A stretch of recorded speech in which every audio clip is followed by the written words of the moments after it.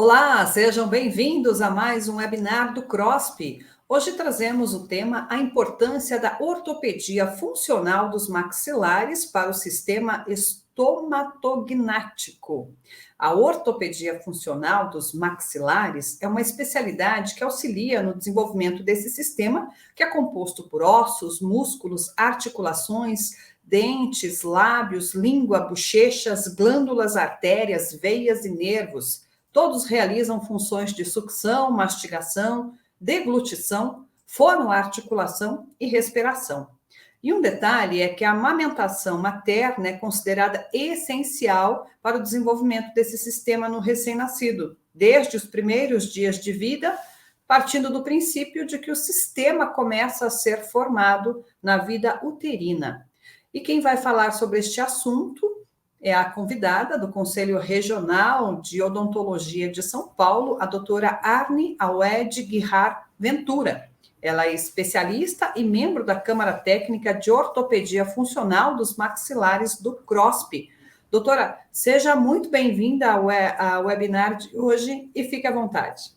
Bom dia, muito obrigado. Fiquei muito lisonjeada com o convite. Espero poder responder às expectativas das pessoas que vão ouvir depois sobre ortopedia funcional dos maxilares. Agora nós vamos iniciar a apresentação falando um pouquinho sobre ortopedia funcional dos maxilares. Então, aqui a importância da ortopedia dos maxilares para o sistema estomatognático.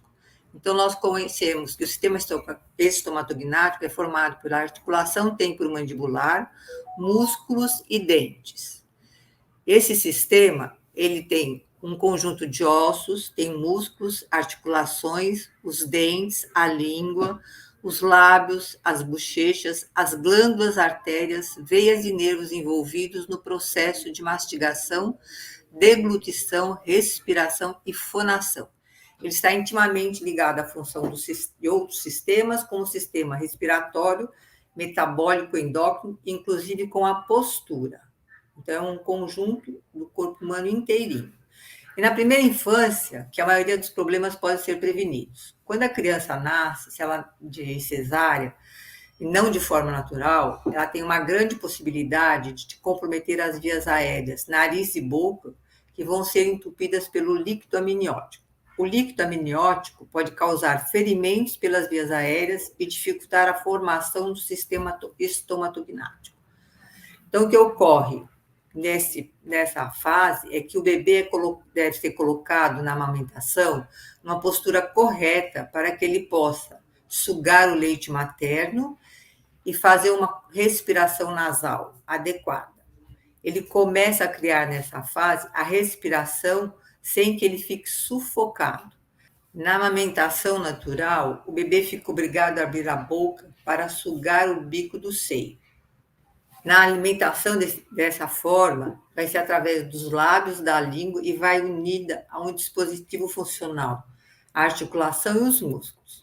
Então, quando ele amamenta no seio materno, a língua vai funcionar como uma válvula controladora. Os lábios vão fazer um fechamento e, ao mesmo tempo, a mandíbula vai realizar movimentos protrusivos e retrusivos, que quer dizer movimentos para frente e para trás da mandíbula. Ele extrai o leite materno para a sua boca e os movimentos são sincronizados com a deglutição.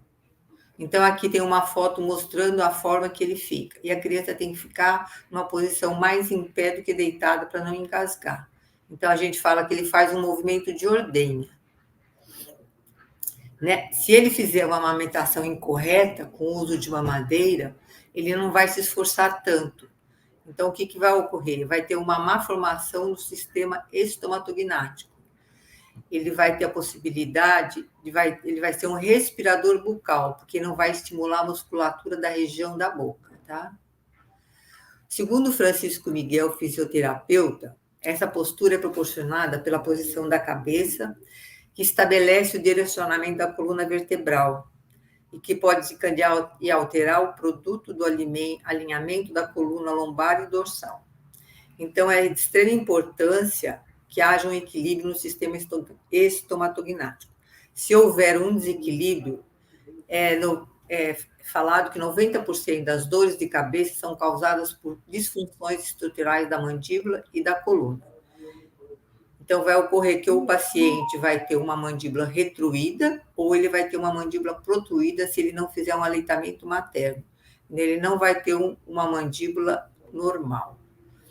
E a odontologia e o sistema estomatognático, para exercer suas funções, vão depender de alguns elementos: da articulação temporomandibular, dos componentes neuromusculares, das superfícies e das pressões oclusais e periodonto. A articulação temporomandibular é uma articulação que liga a mandíbula ao osso temporal do crânio. É uma das mais complexas do corpo humano e responsável por todos os movimentos da mandíbula, para frente, para trás e para os lados. A articulação temporomandibular gera a correção da distoclusão fisiológica e a modelação do ângulo da mandíbula. Porque quando a criança nasce, a mandíbula está retruída, tá? Então, a mandíbula tem essa articulação especializada e os movimentos durante a mastigação e a fala ocorrem graças à ação dos músculos, ligamentos e possibilita o contato entre os dentes. No ato da amamentação natural, o sistema muscular é formado pelo masséter, músculo masséter, pelos temporais e pterygoideus. Durante o desenvolvimento, essa musculatura vai adquirir um tônus necessário à primeira dentição, que é a dentição decídua. Essas ATMs vão ter um crescimento póstero anterior na região dos ramos mandibulares e, simultaneamente, ocorre a modelação do ângulo mandibular. Então, aqui o bebê, o recém-nascido, esse ângulo aqui é bem raso e essa mandíbula ela é mais retruída.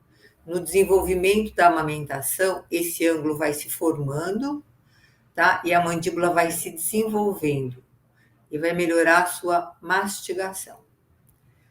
Então, a função da amamentação vai proporcionar a recuperação da distoclusão fisiológica e vai alcançar um perfeito desenvolvimento da maxila e da mandíbula, que vai iniciar no período da lactância materna, que o ideal é se prolongar até a erupção dos primeiros dentes decíduos, mas que hoje, com a evolução, as mulheres começam a trabalhar mais cedo e a criança acaba amamentando por um período menor no peito materno. Com o desenvolvimento da civilização, houve a introdução da mamadeira e vai ocorrer alguns problemas no desenvolvimento da boca, especialmente da ATM. Então, não vai ter um desenvolvimento adequado e vai criar algumas atrofias. A criança vai aprender a engolir de uma forma errada e vai perder a sincronia da respiração. Nesse momento, ela não vai exercitar os músculos da face e vai aumentar a possibilidade de uma respiração bucal. A respiração é um ato elementar que nem sempre a gente se dá conta, mas ele é bem complexo. Por isso, respirar de forma incorreta vai trazer consequências negativas para o organismo. Quando a criança passa a ser um respirador bucal, o que ocorre? A entrada de ar pela boca vai causar o ressecamento das mucosas e da língua, gerando uma redução na produção salivar. A saliva é uma parte essencial na manutenção da saúde bucal, porque ela ajuda a despertar as bactérias que tem na boca e tem uma ação nativa na mineralização dos dentes, no cálcio do esmalte. A falta de salivação vai provocar um acúmulo de bactéria nos dentes e na língua, causando um mau hálito e uma maior incidência de cárie. Quando a pessoa tem um problema de falta de salivação, ela é obrigada a tomar algum medicamento para que ela possa melhorar a sua salivação. Aí nós vamos falar da fonoarticulação, que a fala ocorre por um domínio e interligação de movimentos respiratórios com estruturas anatômicas da boca, cavidade nasal e atividades nervosas. Os dentes, os lábios, a língua, bochecha, palato duro e mole vão exercer uma função essencial na fonoarticulação. E a odontologia está diretamente relacionada com a fisiologia da fala. Aí nós temos os componentes neuromuscular, que é um conjunto de músculos esqueléticos ligados ao sistema nervoso central.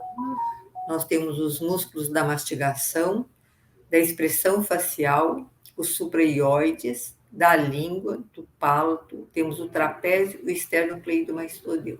São todos os músculos que vão participar do crescimento facial.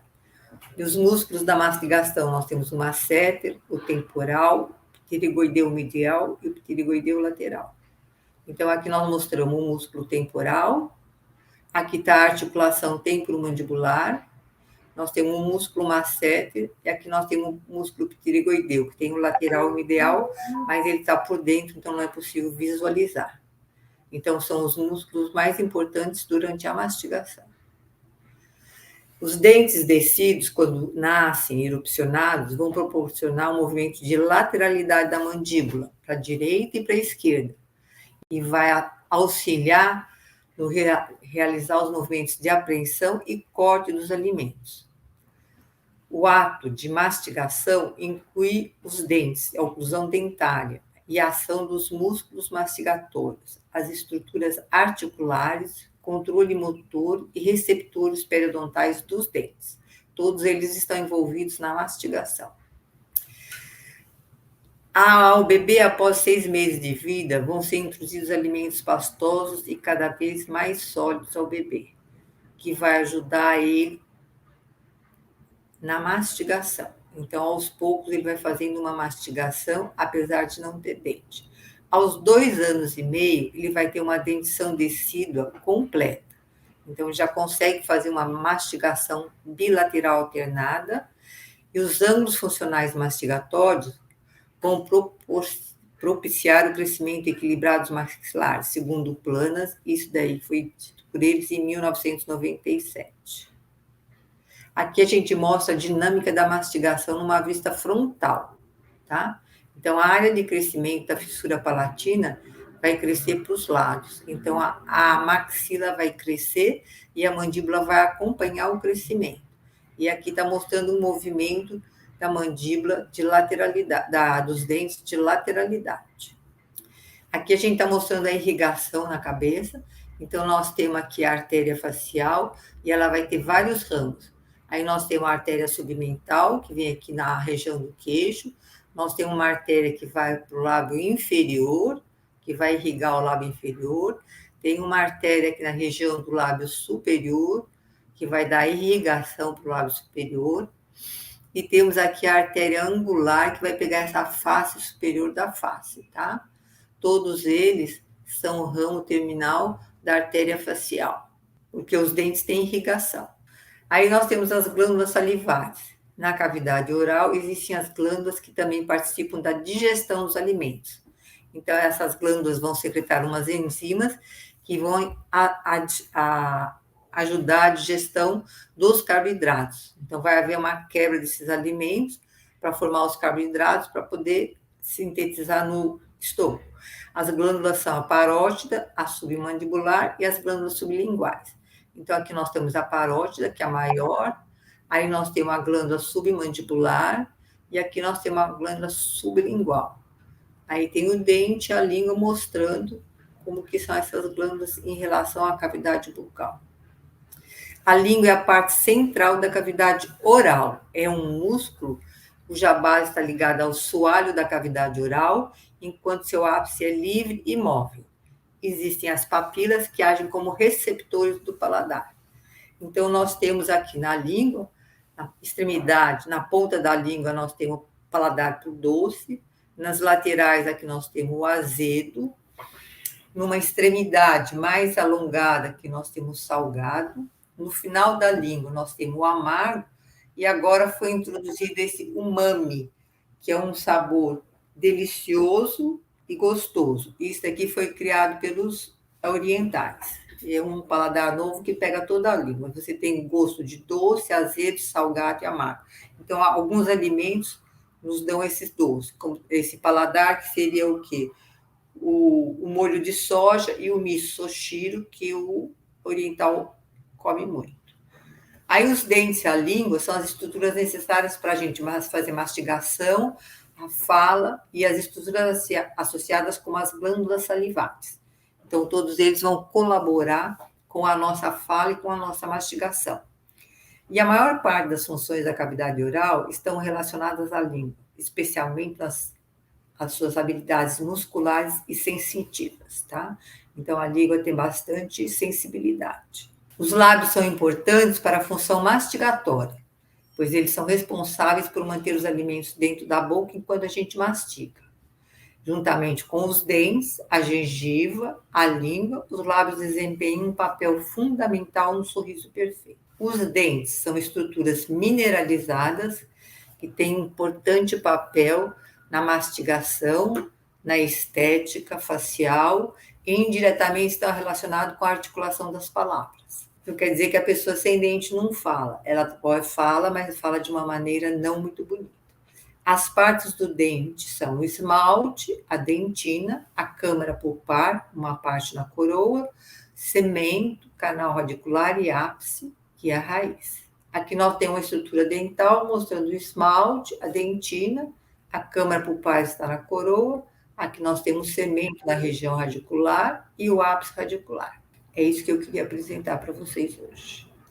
Muito bacana, doutora, essa exposição e esse detalhamento. Nós temos aqui algumas questões para colocar para a senhora, por gentileza.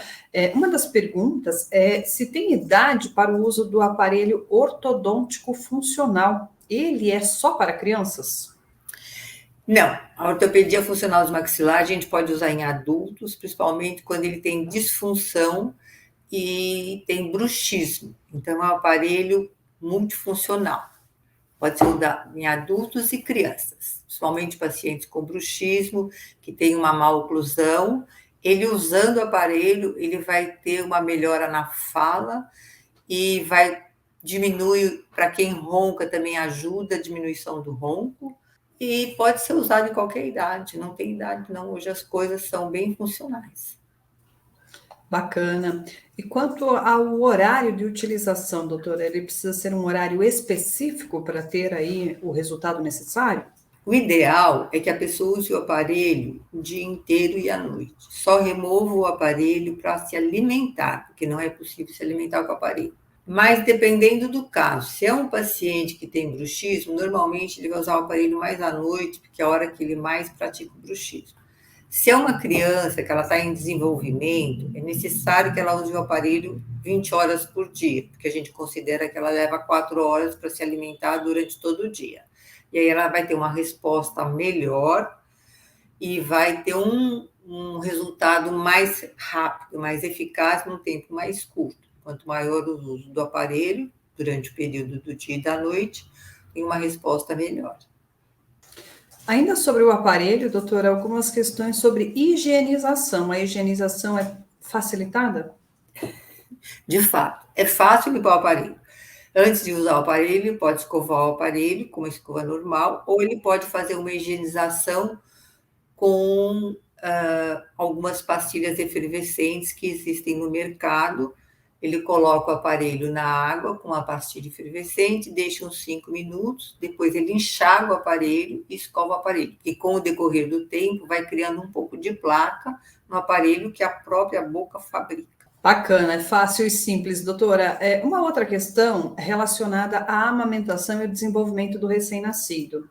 A senhora falou bastante da importância da amamentação materna, mas qual a observação para as mães que, por algum motivo, não conseguem amamentar seus filhos, para não despertar também uma preocupação excessiva nelas sobre esse desenvolvimento, doutora? O que deve ser observado, então, nessa primeira infância para esse desenvolvimento?